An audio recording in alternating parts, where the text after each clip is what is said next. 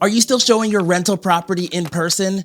You're wasting time. Today, I'm going to show you exactly how I set up self-guided tours, a system that allows tenants to view a property on their own while I stay hands-off and I keep the place secure. All the tools and software I mentioned will be linked in the description below. By the time a prospective tenant is walking up to my property, their driver's license has already been verified.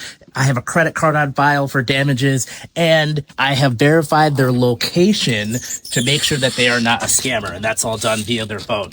So everything starts with this smart lockbox right here. It does not need an internet connection. The battery lasts a year or longer sometimes, and the code changes every hour. And the code is automatically emailed to the prospective tenant when their showing is approved. So I'm going to use the code here to get the key. The lights are on because I was just in here. Normally these lights would be off. So the first thing you're going to notice, I'm going to point out, there is a camera up here. So this is a battery powered camera.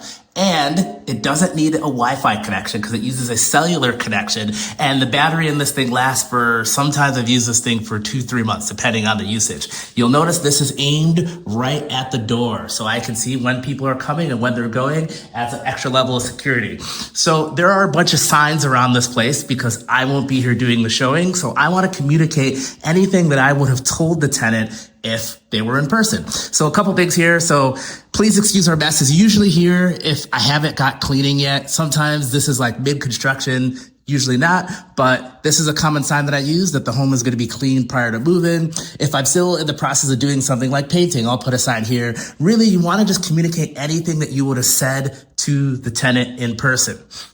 As we go back to the door that we just came from, this is probably one of the most important signs. It just says to lock the door and return the keys to the lockbox. A lot of systems will text the tenant automatically and ask them, hey, did you lock the door? Yes or no, as a second benefit. But you want a please lock the door on every external door.